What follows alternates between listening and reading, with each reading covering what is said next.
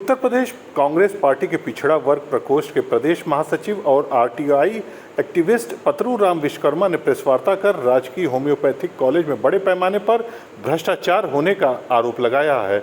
उनका दावा है कि यह पूरे प्रदेश भर में फैला हुआ है। उन्होंने कहा कि संविदा पद पर नियुक्तियों को लेकर बहुत बड़ा फर्जीवाड़ा इन कॉलेजों में किया गया था, जिसको लेकर 2018 में उन्होंने लोकायुक्त के यहाँ परिवाद दाखिल किया था। अब उस पर कोई कार्रवाई नहीं हुई तो फिर 2019 में लोकायुक्त के यहाँ परिवाद फिर दाखिल किया, जिसके बाद लोकायुक्त ने इसी वर्ष फरवरी माह में शासन को अपनी रिपोर्ट दी, जिसमें बड़े पैमाने पर भ्रष्टाचार की बात सामने आई थी और जो भी नियुक्तियां इस दायरे में थीं उसको रद्द करने को कहा गया था। लेकिन इसके बाद भी प्रदेश सरकार ने कोई कार्रवाई नहीं की, जबकि योगी और मोदी दोनों लोग भ्रष्टाचार को लेकर जीरो टॉलरेंस की बात करते हैं, लेकिन इस मामले में फाइलें दबा दी गईं। उन्होंने आरोप लगाया कि कई स्थानों पर रीडर पद पर नियुक्त हुए लोगों को प्रवक्ता बना दिया गया। इसके अलावा बिना किसी नियम कानून की नियुक्ति निकाल दी गई और फिर उसकी नियुक्ति रद्द भी हो गई। लेकिन इस बीच हजारों छात्रों से बैंक ड्राफ्ट के रुपए लेकर उसको वापस भी नहीं किया गया। इस प्रकार से बड़े पैमाने पर भ्रष्टाचार किया गया है। इसके अलावा भी कई मामले हैं। सुनते हैं इस मामले में पतरूराम विश्वकर्मा ने क्या जानकारी दी।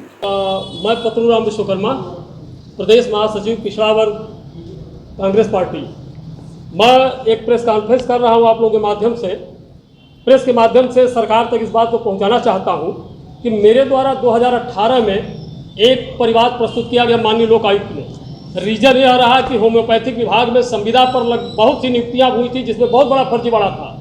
मेरे द्वारा तमाम शिकायतों के बाद भी कोई कार्यवाही न किए जाने पर मैं माननीय लोक आयुक्त में 19/6/2019 को एक परिवाद प्रस्तुत किया। परिवाद का निस्तारण हो गया।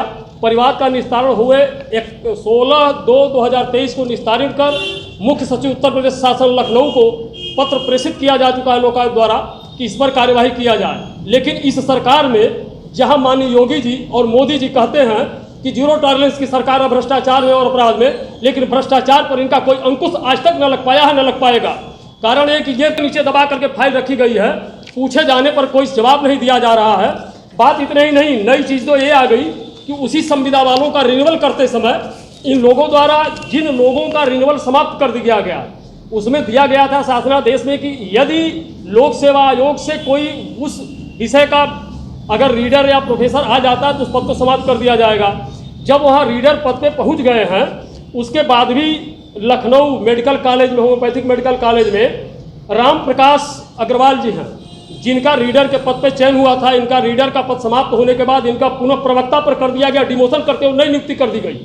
उसी प्रकार अलीगढ़ में डॉक्टर निमेश कुमार जी हैं, उनका भी रीडर के पद पर नियुक्ति हुई थी, उनका भी डिमोशन करके उनके प्रवक्ता के पद पर कर दिया गया। जबकि इसका शासन कहता है कि अगर किसी भी पद पे नियुक्ति संविदा पे निकालनी है तो सबसे पहले माननीय मंत्री परिषद का अनुमोदन होना चाहिए, उसके बाद विज्ञप्ति जारी होनी चाहिए, लोगों द्वारा आवेदकों द्वारा आवेदन किया जाना चाहिए, उसके बाद इंटरव्यू हो तब नियुक्ति हो। लेकिन फिर भी भ्रष्टाचार की तरीके से नियुक्ति की जा रही है। बीच में वर्तमान निदेशक अरविंद कुमार वर्मा जी ने एक संविदा पर और नियुक्ति निकाला, जबकि वित्तीय स्वीकृति नहीं थी। मेरे द्वारा जब उस पर जो है कंप्लेन किया गया तो इनके द्वारा उसको फार्म भरवा दिया गया। बच्चे 1-1 हज़ार रुपए का बैंक ड्राफ्ट लगा करके आवेदन किए। लगभग हजारों से अधिक की संख्या में छात्रों ने आवेदन किया है। बताइए, उस नियुक्ति को भी रद्द कर दी गई, न तो उनका पैसा वापस किया गया, न तो निदेशक के खिलाफ कार्यवाही की गई कि भाई बिना शासन की अनुमति के और बिना वित्तीय स्वीकृति के आप नियुक्ति निकाल रहे हैं। इस प्रकार तो बहुत बड़ा भ्रष्टाचार है। दूसरी चीज की निदेशक महोदय जो अरविंद कुमार वर्मा है, आज की कहानी उनकी है कि जिन शिक्षक चिकित्सक को विद्यालय में छात्रों को पढ़ाने का कार्य करना चाहिए उनको, और जिन मेडिकल ऑफिसरों को, चिकित्सा अधिकारियों को अपनी डिस्पेंसरी संभाल कर दवा देने का काम करना चाहिए, उनको निदेशालय में बुला करके धनुगाही का अड्डा बनाया गया है। धनुगाही बार बार किया जा रहा है। और अभी शासन ने इस बात को, मेरे लेटर को संज्ञान लिया। मैंने एक लेटर 18 तारीख को जारी किया था प्रमुख सचिव आयुष महोदय को, उन्होंने संज्ञान भी लिया है। और निदेशक से पूछा गया तो निदेशक ने, आज अमर उजाला में छपी खबर के अनुसार निदेशक बता रहा पटल साहब का दोष है। मैं पूछना चाहता हूं कि पटल साहब कैसे कर देगा? आप न तो आंखें अंधे हैं और न तो पटल साहब दस्तखत करता है। निदेशक मुख्य रूप से उसका जिम्मेदार होता है, तो निदेशक को खुद उस पर अपनी हस्ताक्षर करता है। तो किस प्रकार से इस तरह किया गया है? इस तरह का महाभ्रष्टाचार है। और दूसरी चीज कहना चाहूंगा कि इस निदेशक का अरविंद कुमार वर्मा का सहयोगी मंत्री जी हैं, आयुष मंत्री हैं, इनका सहयोग पूरा पा रहे इसलिए कर रहे हैं ऐसा। दूसरी चीज ये जान लीजिए भ्रष्टाचार के 4 आयुष विभाग के 4 पुत्र हैं। एक तो है सदाचार, दूसरा है शिष्टाचार, तीसरा है अत्याचार, चौथा है भ्रष्टाचार।